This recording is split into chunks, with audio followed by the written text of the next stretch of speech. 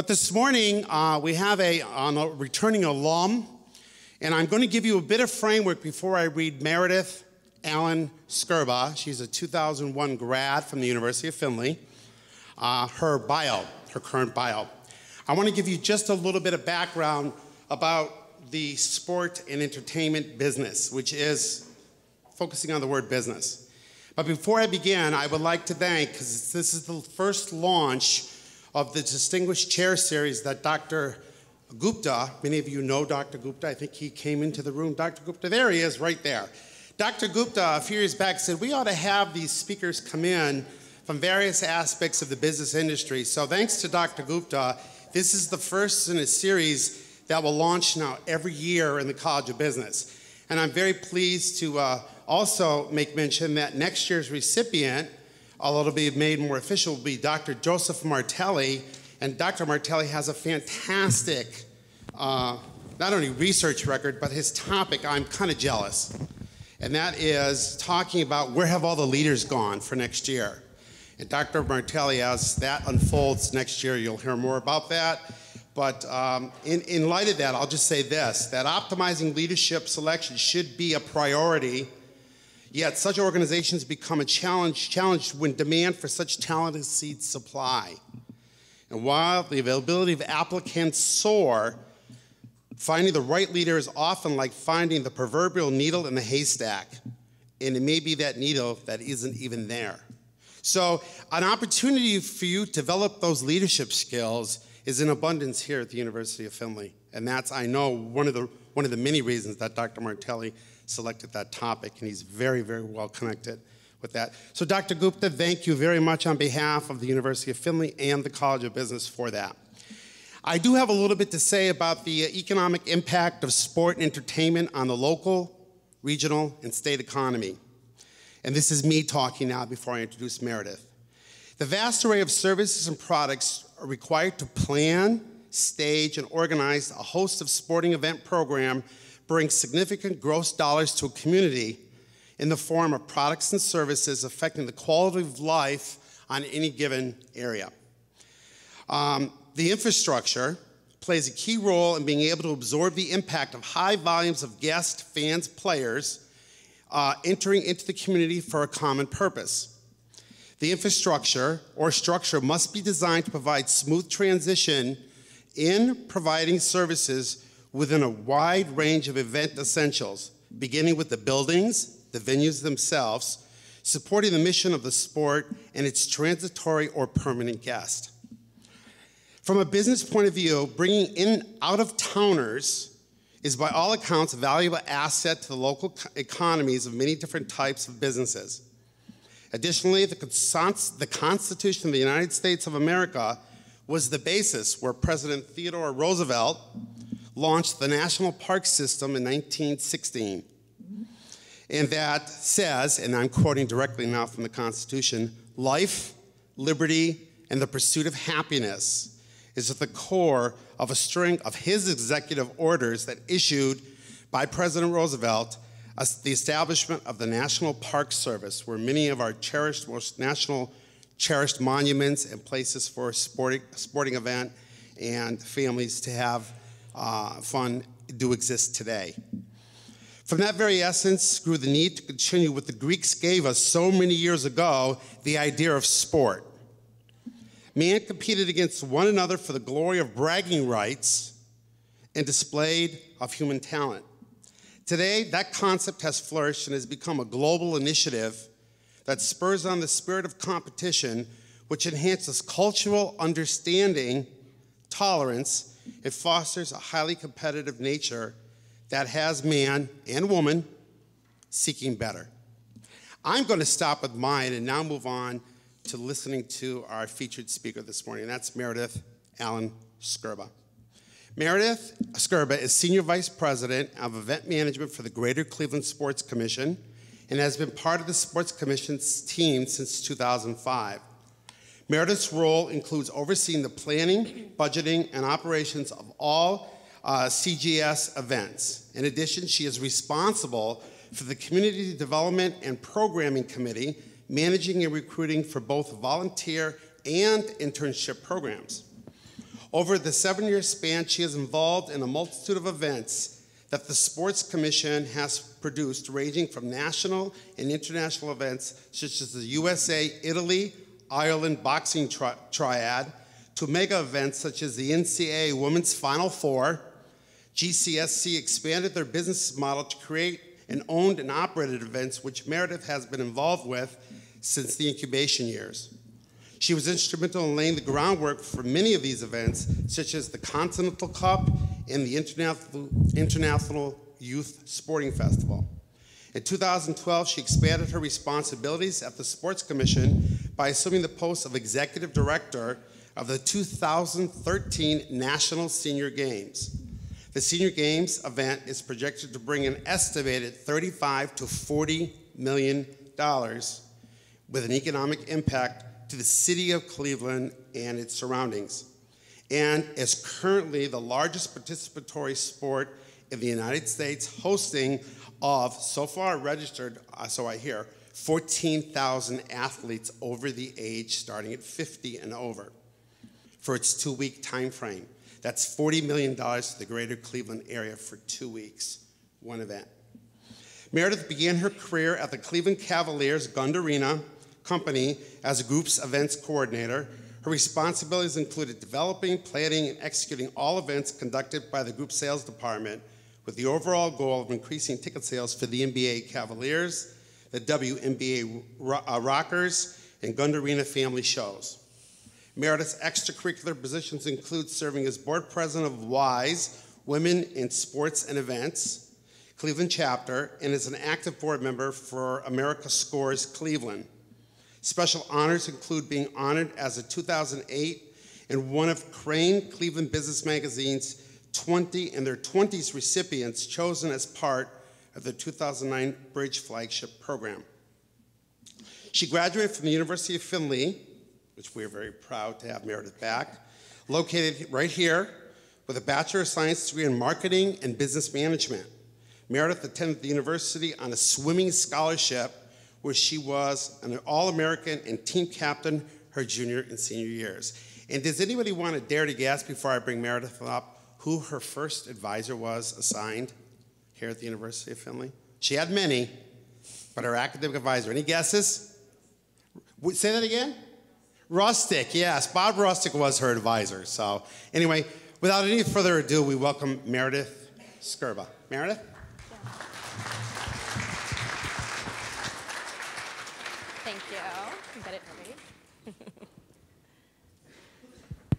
Well, I'm a walker and a talker, so I don't stand behind too many podiums. But first of all, welcome and thank you for having me here today. It's a great pleasure. Special thanks to Dr. Wolper and Jim Givens for even considering me to come and speak in front of all of you. And I am so proud to hear that there is a sport and event management program on campus. As you just heard, I was a marketing business management major, but now that I've gotten into the world of sports, I go and speak to a lot of different groups. I actually am adjunct professor at Baldwin Wallace College as well, and I think it's such a valuable program for people who do want to go into this industry. I know it definitely helped me, and I know I'm helping other students as they're starting to go into it. Before I get into my little PowerPoint, I just kind of wanted to talk about myself and give you a little background to help you understand what I've done to get to this point and then where my career is going. I'm actually from North Carolina. I came here on a swimming scholarship, as he mentioned, and again, for any of you who are athletes, I think it's a great opportunity to take a lot of the things that you learn as an athlete and put them into your business world. The time management skills and you know, even your coaching and everything that you do in the pool or on the football field or whatever you might be a part of, become a major part of who you become in your career world as well. So I came here to Findlay. I chose Findlay. I like to tell this story because it's kind of a neat omen to all of you who are from the city of Findlay. I actually started talking, a girl that was a year older than me, Allison Wade, was from Charlotte, North Carolina, and she and I went to swim camp together every year, and she was already here. And they said, oh, they're looking for an IMer. Would you talk to Coach McDonald? And I'm like, sure. So started talking to Coach McDonald. And then a few months later, Coach McDonald was sitting at a lunch with a woman by the name of Betsy Pry. She's a Findlay resident. Her husband is in an accounting firm here in town. And they were sitting at the lunch table together, and he said, so doesn't your son live in North Carolina? And he said, and she said, yes, he does. And she's like, Coach Max said, well, I'm looking at a girl from North Carolina. Where about is your son? She said, Pinehurst, North Carolina. He goes, okay, hang on. And he ran back to his office. He got my file. He brought it back to the table. Ends up, I live in Pinehurst, North Carolina. And he said, she lives in Pinehurst, North Carolina. They looked at my address. Her son lived on my street. So needless to say, not only are we from the same town, he lived on the other side of my street, and they became my surrogate parents. Well, I came here to Findlay, needless to say, when they showed up at my doorstep when Coach Matt couldn't come visit me, and they kept telling me all these wonderful things about Findlay, I felt like this was the place I needed to be. And so I came all the way from North Carolina, had the most amazing 4 years, not only the people, but the curriculum, these professors. I sit here and joke and talk about how impactful each and every one of them have been in my life, as well as my career, and I'm thankful for it. So it's quite an honor again to be here today. As he mentioned, I worked at the Cavs when I married. Oh, and by the way, I met my husband here at the University of Findlay as a swimmer, which that's exactly why I stayed in Ohio. So after I graduated, he was a couple years older than I was. He had already moved back to Cleveland, Ohio to start working, and so I followed. So I was very fortunate. I think this is kind of a funny story too, just for those, especially as you're getting out into if you're seniors looking to get out into your career field, persistence and sticking with the different things that can help you get that first job, because I know the market can be very tough. I actually went and interviewed at the Cleveland Cavaliers in February, or I guess it was end of January, 1st of February when I first moved there. Interviewed for a group sales position, because what you'll hear, and it's pretty true, the only way to get into sports is through sales. It's a very, very accurate comment. So I went in there, I thought I could talk to a wall, at least that's what everyone tells me. So I was like, I can do this, I can do sales, although I did not have any sales experience at that time since I was right out of college. I went and interviewed. They said, you know, you don't have any sales experience, and I was like, I kind of knew that, but that's why I'm looking for this job. And they said, but you have a ton of group events experience, or excuse me, event management experience, something I didn't even know I really had, but I'd done a lot through my internships and the different jobs I had through the summers. I ended up, they started interviewing me for this group sales coordination position. And I was like, oh, this sounds kind of fun. That actually exists. So I interviewed for that, and I ended up not getting the position. They gave it to a girl who was already in the NBA, worked for the Minnesota Timberwolves. And so I went about my way. And I was very persistent on making sure that every month after that, I actually kept in touch with the gentleman that I interviewed with. I actually started working for my dad, who owned his own company and did sales. I wanted to get that sales experience so they couldn't turn me down again. So on the side, I was doing that, plus running a program that I had done back in North Carolina. It was a kids camp. I started running it at a local country club. So here, 3 months later, I was finishing up my group, this kids camp. On that very day, this private country club that I was working at, they actually offered me a job to be their membership coordinator. And I was like, okay, great. Well, let me go home and think about it and get back to you. The very same night, about 8:30 that night, I was cooking dinner, and I get a phone call from the gentleman that I had kept in touch with at the Cavs, and he said, the girl that we had offered the position to at the Timberwolves is supposed to start in a week, and she's decided she's not coming, and we want you. I'm like, really? 3 months, I had no job, and 2 offers in the same day. That's typically how it works, by the way. So needless to say, getting into sports is really what I wanted to do. And so I took the Cavs job. I was there for 4 years, 4 amazing years. I took a position that didn't even exist in the NBA at all, took it and created it to what I wanted it to be, and it was a wonderful time. I met a lot of different people, just really getting to understand business per se firsthand.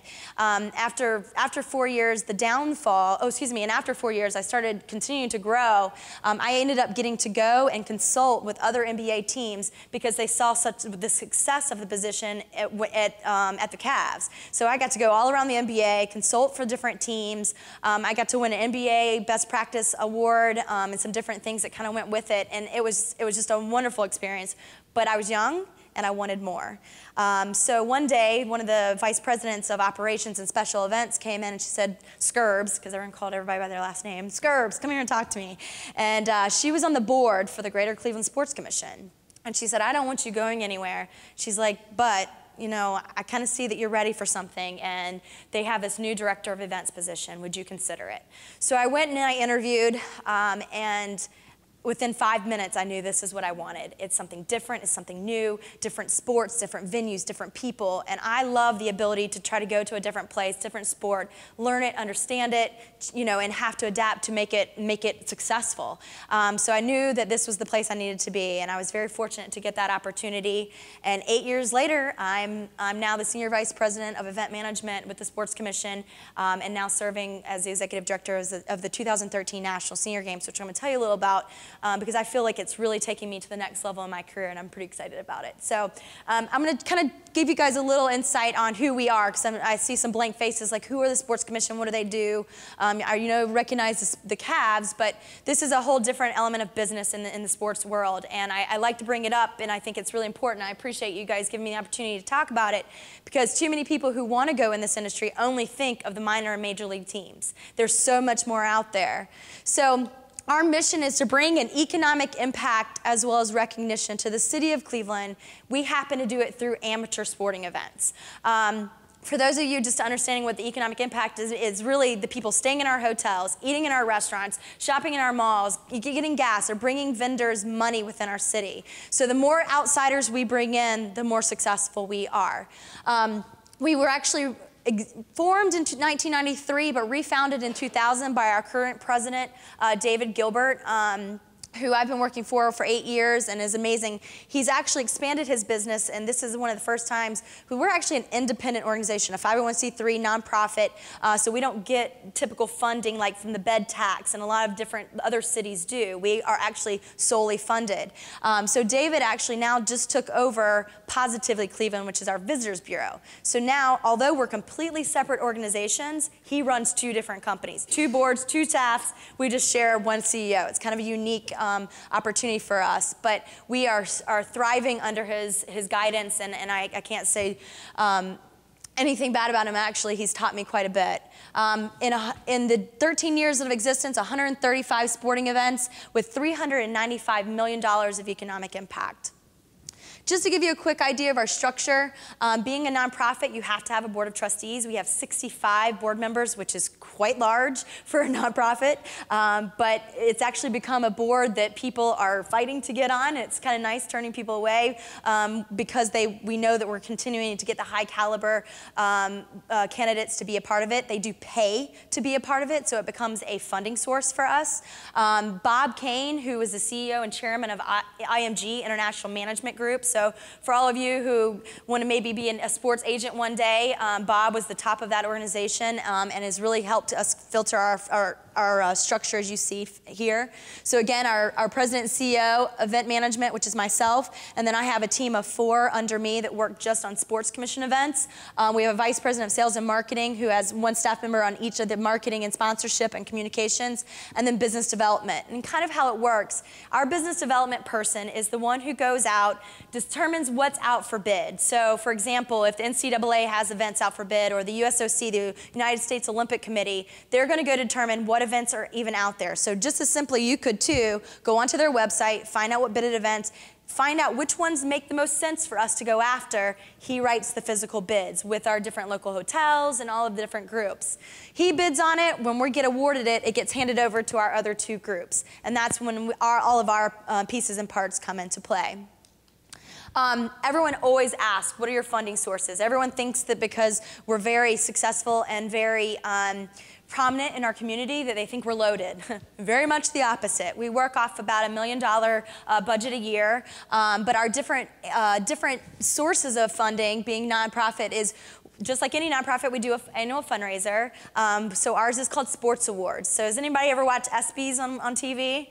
So ours is our Cleveland version of the ESPY Awards. We bring in a large MC, a big name. So you'll see Scott Van Pelt was this past year. We've had Jim Nance, Bob Costas, Robin Roberts, a good slew of names that we can bring in, and they come in and become basically the MC of the night. The rest of the awards are Outstanding Professional Athlete, High School, Amateur, Courage Award, and a Cleveland Clinic Courage Award, excuse me, and a Lifetime Achievement Award. So it becomes a really fun a night where we get to highlight some of the big names and people in our community, and every single sports figure, current, local, alum, Olympians come to be a part of it, so everyone gets to kind of rub elbows with the big dogs in town. So it's a lot of fun. It's a hot ticket. But we raise 80% of our operating budget through that night. So through table sales, as well as our auction, which is some really nice auction items, sports memorabilia, of course, we do pretty well.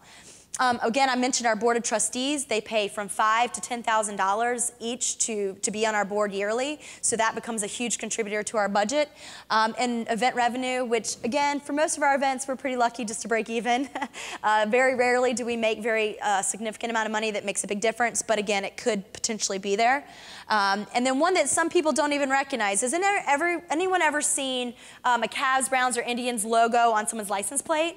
So we actually are in charge of that program. So anytime someone purchases one of those for their car, we get a portion of the proceeds. And that just became something when we first refounded in 2000 that we found could be an easy way to make money. Now the Cavs, Indians, and Browns, of course, get their royalty cuts, but we get a small portion of that as well. So I encourage you all to go and get one of those if you're a fan. And then, of course, foundations and public support.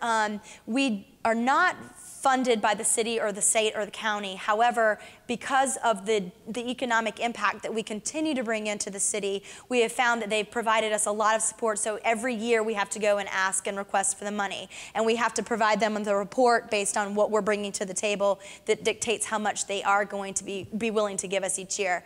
So far, knock on wood, we've been successful, and they have continued to support us as needed. Major events, again, I know there's two sides of our business when we start looking at events. One are our bidded events. The other one are our created events. So bidded events are events that you've probably heard of. They have a reputation. They have a governing body, like I mentioned, like an NCAA or a USA Taekwondo or something of that nature. So we go out and bid on them and bring them to our city. So again, in 2004 International Children's Games, first time it had ever been hosted. It's the largest, excuse me, I'll tell you, it's the largest international Olympics for youth. And back in 2004 was the first time it had ever come to the United States. George Bush came in to speak. We had girls and boys, but teams coming in from Pakistan, Iran, that after 9/11, that was just unheard of. So we had snipers, and it was amazing the type of coverage we had to get, but it was the first time that even some of these young girls I say girls because they aren't even allowed to compete in sports in their own country, let alone coming to our country and getting to be a part of it. So quite significant, and it really created a basis for a lot of things we do at the Sports Commission. I'll tell you a little bit more about that in a minute. But some of the events you've probably heard of: Women's Final Four, Gravity Games, Dew Tour, NCAA, US Figure Skating, big events. So these have all been substantial events. But the problem with these bidded events, they come in, they bring huge economic impact, but they're what we call one and dones. They go. So what we decided to start doing, it's become a pretty common trend within the Sports Commission world, is started creating our own and operated events. So a couple examples of these are like the Cleveland Classic or our Continental Cup, which is the International Youth Sports Festival. So after the Children's Games that we hosted in 2004, we saw this multi-sport opportunity as a really great way to get people to come into our city, because of course sports are huge, but also the internationalism, because if you've ever been to Cleveland, it's a melting pot of so many nationalities, and it's quite amazing. And being from the South, all I'm proud about is being a Southerner. I didn't really know that much about my heritage. Now when you go to Cleveland, everyone's like, I'm Irish, I'm Italian, I'm Czech, I'm Croatian. I mean, everyone is very passionate about that. So we're capitalizing on that, and the reason for that is we're actually actually able, not many other cities or state or sports commissions have that little niche. So we have found that as our niche market. So creating the Continental Cup, which is an international youth sports festival, and we have basketball, baseball, soccer, and now this coming year we're starting volleyball. So we're at over 4,000 athletes. We've had over 23 different countries represented, from Australia to Pakistan to Ireland to, I mean, you name it. We've actually had teams from all over the world. So although you can go and be a part of a soccer tournament or a baseball tournament anywhere on any weekend, ours is different and significant because you get international play, plus we're doing opening ceremonies with big fireworks shows and entertainment and all these dance parties, which, by the way, I won't even tell you about the dance parties. That's a whole nother world. I became a parent through those experiences, but they're a lot of fun. And we've also done made it the opportunity to, again, trying to do other sports. So it becomes quite daunting of a task a lot of times, because you're talking about bringing in visas and kids, and our staffing takes on a lot of responsibility. So a really great event that started with 30 teams and now is over 4,000 athletes. So in the last 7 years, it's grown quite a bit. The Cleveland Classic is an HBCU, so historically black college and university football game that we do in Brown Stadium. It's become quite large. The classic scene has become quite large, so we're trying to pull that into the Cleveland market, even though it's more southern based. We're trying to get the North to, or the Midwest to really represent that as well. Couple other things that we just got awarded, which I'm pretty excited to announce, and some of you have already heard. I know you guys hosted the Division II Wrestling Championships here a couple years ago. We'll be hosting it in 2014 in Cleveland, and then of course Division II Swimming and Diving Championships we were just awarded. So being a Division II swimmer and diver here at Findlay, I'm hoping that they'll be representing in 2014. And then in 2015 we were just awarded the Division I Men's Basketball, but you know it as the Sweet 16 Elite 8. So we've got a lot coming up in the trenches. Hockey is one of our strong events in Cleveland, just based on our location. And then for any of you runners, this is not something that you have to be, again, it's amateur, but the Rock and Roll Marathon, which is pretty fun. Every mile there's bands playing. This is my kind of running, like you get to get entertained the whole way. So again, some really cool things that are coming up. Couple questions I have for y'all. I know that I get this every time I speak, but does anyone know why we've never hosted a men's Final Four? I know you heard I talked about the women's Final Four. Does anyone know? Politics. No politics, but that's always a part of it. Number one, facilities. Everyone always said, well, why are you doing the women's again? Why aren't you going after the men's? Well, until they cover over Brown Stadium into a dome, we do not have a venue that's large enough to host a men's Final Four. So take note of Indianapolis, Dallas, and all the different, in New Orleans, all the different places they've hosted. Those are 76,000 plus venues. The Cube being 21,000 is just not going to be large enough. Another factor is hotels. So when you're trying to decide on one event, we don't have enough hotels to even host those events right now. When we hosted the Women's Final Four in 2007, we had, which obviously filled up the building, but what people failed to remember is that there are extra people that come in just to be a part of all the festivities, not just to be a butt in the seats. So we actually have, we've actually been increasing our number of hotels. We have 6 new hotels going into our city right now, which opens up opportunities. But again, every time we go out and bid, there's a lot of criteria that we have to take a look at and decide.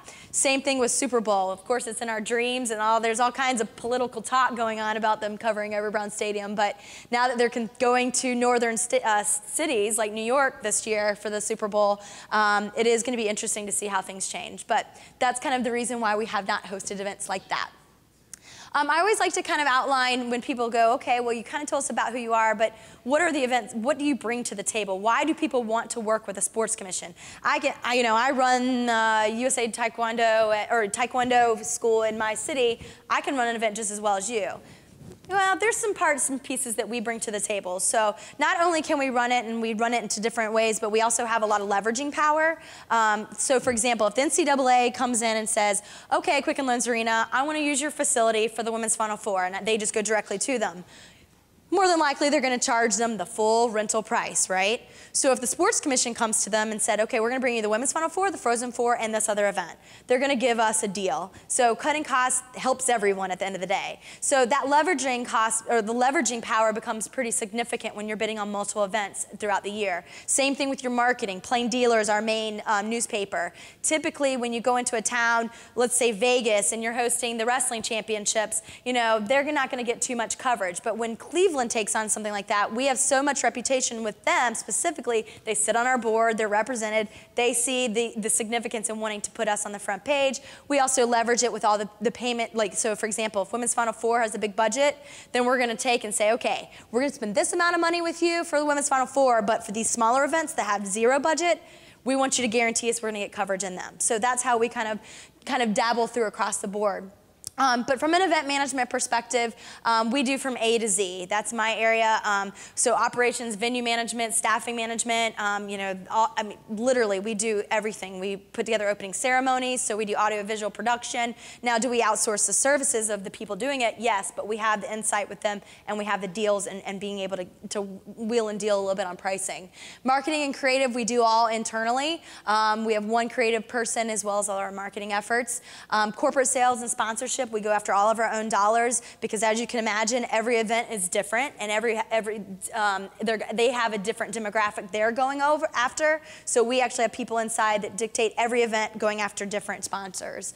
Hotel coordination, as you can imagine, when you're bringing hundreds and thousands of people into your city, we need to have someone that's internal, that's able to book your hotels, manage your hotels, and for like the Continental Cup, what we're doing is this new concept that's you have to stay to play. So you have to stay within our block to be able to participate in our tournament. That guarantees us that hotel rebate that we put in to ensure that we're being able to cover our expenses, since, as I mentioned before, typically in a registration cost, you don't make a lot of money. So that helps us be able to do that internally. We have one staff member who works under me who does both of those. And then, of course, ancillary events. People don't always know exactly what that is, but so one of the other additional ways of us finding funding, which is different than other people, is through foundations and grants. Very, very few foundations will give you money to support sports. And we learned that very quickly through sporting events. That's not something they find. They want a cause. They want something that they believe in, an educational piece. So something that we have done that no other city has really done is create a whole programming aspect around the mega events that we do, like a Women's Final Four or senior games that we're hosting now. So during the Women's Final Four, we blew the NCAA's minds. They didn't even know what to do with us at one point. We decided we wanted to do what we called a Women Rock program. So it was this whole program that was going to impact a bunch of young girls locally, or people. It's not about being in the game and being in the seats, but how can we help them and make a legacy in our city because this great event came there. So we did a whole year series of this Women Rock, which was health and wellness initiatives, the Title IX conference. We did this Go Girl Go, which is a mentoring program, and staying health and wellness again. So we worked on this all year long, and all these kids and young girls got to be a part of it, and even women, and allowed us to really create an opportunity so that people knew about the Women's Final Four, even if they didn't have a ticket to be in the game. At one point, we did the whole thing at the week of the event. We had over 4,000 kids bouncing basketballs down the main streets of downtown, just saying that they were a part of this Women Rock program. So again, it's our way of getting funding, because the foundations find it as an educational-based process, so giving us some dollars and put into play, in addition to leaving a legacy. So once that game is gone, the people that were part of all of that still were impacted for the long term. The National Senior Games coming up this summer, we're doing what we're calling the Year of Vitality. And again, it's trying to educate the older demographic to stay active. So we've been doing all kinds of different activities all year. We did an author series with some health and eating with the Cleveland Clinic and UH as our partners. So there's been all kinds of different programs in place that we, again, are being able to get people out and active, even if they're not participating in the games. We're getting them to recognize that staying active is going to keep you young. So that's been a lot of fun and a great opportunity that we bring to the table. Some fun facts, again, $395 million to the local economy. Sports commissions, there's hundreds of them across the country. We have one in Cleveland, there's one in Columbus, the Columbus Sports Commission. Although they're our competitor, you will find that we do sometimes jointly go in together for different kinds of funding or even going after events. We just went after a state legislation that the CEO of the Columbus Sports Commission and the Cleveland Sports Commission went in together and lobbied for some dollars so that we can start getting some feedback from the state due to both of our contributions that go towards all the sporting events we bring into town. And we are getting close, but our fingers are crossed. It looks like it will pass, so we're pretty excited about that. It'll be dependable funding every time we bring in a major event, like a Final Four or Senior Games. Only mega events apply. So that's always a big thing. We did get outstanding locally created event, which was the Continental Cup, and we were the Sports Commission of the Year in '08, which was following the Women's Final Four. Again, with that whole programming year I talked about, as I mentioned, the NCAA they're very resistant to anything outside their norm. And so we were really challenging them, and they had such a great feeling about the Women Rock program. They have now put that into their bid, and it's a required part of their bid moving forward for any other city. So we were pretty proud of that fact as well. I wanted to talk about the Senior Games because, again, this is my baby right now. I've been working on, we were bidded on it 5 years ago. It is starting to come to fruition. We're under 100 days before start of games, which makes me a little giddy. But this was really the next stepping stone in my career. Getting to be the executive director, meaning I'm running a $4.8 million budget. I had to be for the first time, not just on the ops side, but helping to raise money. And now, obviously, managing the money. And then also a staff of, I have 37 staff that are completely separate from my sports commission team, but 37 staff working on solely the Senior Games from now to the games. So for me, it's really been a challenge, but fun. Our goal is to have 10 to 14,000 athletes in for 2 weeks. We actually just hit 10,000 athletes, so we do think we're gonna exceed that. We did a registration blitz last week, so we had our staff calling 38,000 athletes actually qualify for these games, and it's still to think only 10 to 15 actually come. But so we started making phone calls, just doing a personal, like, congratulations, you've made it. Hope you're gonna join us in Cleveland. And it was really fun. I mean, everyone wants to talk to you on the phone for like a half hour, so the calls took a little bit longer than usual. But we had a lot of fun in talking to different people about how they qualified and their ailments and if they're gonna be able to be ready there. But it was a lot of fun. And 50 is young. 50 is the starting point, but it goes up to 102. In Houston, there were 202-year-olds that were competing. And for any of you who are probably shaking your head like, okay, that does not sound like an event I want to be a part of, I will tell you right now, I've been to some pretty amazing events, Special Olympics and things like that, but there is nothing that is more inspiring than this event. Seeing a 92-year-old man do a pole vault and land it, something more than I know I can do, or a 73-year-old running a 6-minute mile. Pretty impressive. So for any of you who are athletes, you should respect this and be a part of it and come. And I know we have a lot of volunteer opportunities, and I know we've been interviewing for some internships this summer, but it's quite impressive. So again, it is gonna bring $35 to $40 million of economic impact, quite significant to our community over a 2-week time frame. We have all kinds of activities going on. We have our village, which is in our new convention center. So if any of you are from Cleveland, our new convention center will be opening. They expedited the project by 2 months and millions of dollars to open it up for our games because they see on a national basis how significant this is. So we're quite privileged to have that opening, and we'll be having a lot of events in there, in addition to our athlete village, which is all the activation for sponsors. So you have from AstraZeneca, Humana. For any of those who don't know, those are pharmaceutical companies, so this is their demographic. So they provide us a lot of money for those. We have a flame arrival ceremony that will be opening up the convention center. We're using kind of dual, where the flame actually arrives and we have a cauldron being built. It's over almost I think right now it's at $300,000, but all donated to us. All the steel workers in Cleveland, they're building it, free architecture. All of these people are coming in together to help us build this really magnificent cauldron that will become a legacy. It will stay. It's a water fountain that will stay after the games, which is pretty neat. And then our celebration of athletes, which is truly celebrating all of these thousands of athletes and all that they do. And it will be at Quicken Loans Arena. Again, it's Quicken Loans coming in and showing us their support by giving us a venue for free. So that's pretty significant because it's a free event. Everything about this games is free except for being an athlete. You have to pay to compete, but everything else is free. I'm showing you guys this, this document too because it's on a large scale of a mega event, but also gives you a little bit of the structure on how we run them. So this next part is what we call our local organizing committee. So when we get these huge events, it's not just our 10-person organization running everything. We actually team up with the rollers and the community leaders that can help us make this happen. So raising $4.8 million is not easy, and not easy in the corporate America either. So for us, we turn to the community leaders to help us with these different things. So Cleveland Clinic, anyone ever heard of the Cleveland Clinic?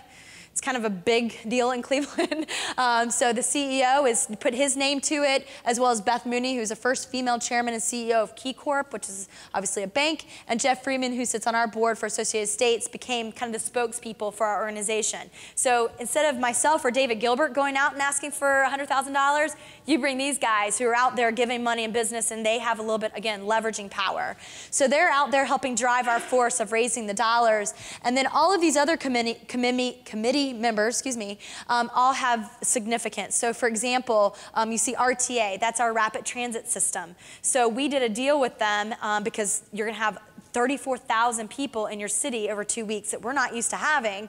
We brought them in, we did a deal with them, so every single athlete that comes into town gets a 4-day RTA pass for free. So they can go park their car and not have to worry about driving around in a city. They just jump on our transit, and we're doing extra lines that go to all of our sports. So it provides a nice access for them, but it's also good business for RTA. So it's a nice partnership. They actually went to ODOT and got additional funding. So every one of these people have a significance. You see the Q's on there, the city of Cleveland, who gave us $500,000 to the games because they know what a significant impact it is for them. So that's what our local organizing committee, or LOC, that you'll hear or see commonly with different events. These are our sponsors that are on board so far. So I'm proud to say that we are $400,000 short of our goal, which is huge. To be able to walk in first quarter and say that we're fully funded before the games makes the operations girl really happy. So instead of cutting things, we're actually doing what we're calling good to great initiatives. So we're adding some different things that we think will be even more impactful on these athletes and have them walk away going, Cleveland really rocks. So that's our efforts going on right now. There are 19 sports, the typical sports of basketball, volleyball, the ones you know. And then we throw in there table tennis and pickleball. Does anyone know what pickleball is? All right. Everyone asks us that question, and horseshoes and, you know, different fun things like that. But again, it is still very competitive. If you're in track and field, I'm telling you, these track and field athletes and swimming athletes are pretty amazing. Exhibition sports, we are doing disc golf and bocce ball just because they're some big leagues in our community, and so we wanted to highlight them. So those are just for those who don't qualify, they can come and still compete. How can each and every one of you get involved? Of course, I'm going to do my shameless pitch of how you all can get involved. But our internship program, and of course, I'm quite biased, but we have had a great success. Out of my team of 4, 3 are all former interns. We use it as a feeding system into our full-time staff. Even though we're small, every once in a while when we grow, we actually get to hire. So out of the 37 staff I have for senior games, out of the core that have been on for almost a year, 5 out of the 10 are all interns. So again, creating that feeder system and watching them kind of build and go on from us is always pretty exciting. So I heavily encourage you to be a part of our internship program. Apply. We have spring, summer, and fall. We throw you into the fire in a good way. Because we are so small, you really get the opportunity to you take on full responsibility. You might be running a full venue. You might be running your own marketing plan. You might be being the front lines of a media PR piece or doing a blogger system. So you take on a lot of responsibility, and that's kind of the benefit of being in a small organization. So we have fun with that as well. And we were just named the best small company internship just a couple weeks ago. And Medical Mutual, he sits on our board, but he thought so much about our internship program, he just gave us a $250,000 endowment that will go to it. So now we're adding a scholarship per year to be able to give to our interns through that endowment. So pretty exciting for us. Volunteers, again, senior games alone, we need 4,000 volunteers over that 2 weeks. So anytime, and the best part about volunteering, especially for you students, if you want to pick and choose and not be able to commit to a full-time job over summer, but you need to build your resume, go and volunteer. If you like sports, go and be a part of something you love. And you can, on our system, we use what we call an RTA system, TRS, the registration system. You can go onto the system, you sign up for what event you want, what time you want, and what shift you want. So there's no excuse of not going and doing what you want to do, and get credit for it, get to build your resume. So it's pretty neat. So I hope you guys will take a look at that. And then, of course, for any companies or any parts, there's partnership opportunities. And even if you just want to, be a part of our social network and see what we have going on, it's always kind of fun. We Twitter and we Facebook and tell everyone what's kind of going on in Cleveland and the events that we're a part of. So hopefully you guys will find something out of that list to be a part of. And that's my wrap. I, again, just want to say thank you. I don't know if you guys had any questions. No one asked during the time, but if you have questions, I'm happy to answer them. I covered everything, didn't I? Well, thank you again for having me, and best of luck to all of you that are going on. Thank you.